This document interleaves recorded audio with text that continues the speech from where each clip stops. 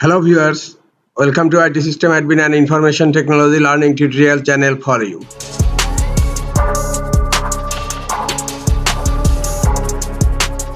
In this tutorial, I am going to show you how to turn off search history on YouTube. Sometimes it becomes very important for you, so don't forget to watch full video. To turn off search history on YouTube, go to your browser and browse youtube.com.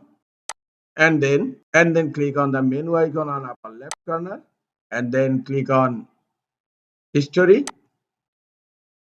In watch history you will find an gear icon, manage all history. Click on manage all history, and here by default history tab is selected, and in history tab you will find here saving your YouTube history.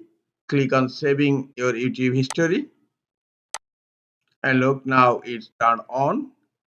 And here you will find a button turn off. Just click on turn off, and here pause YouTube history. Pausing YouTube history may limit or disable more personalized experience.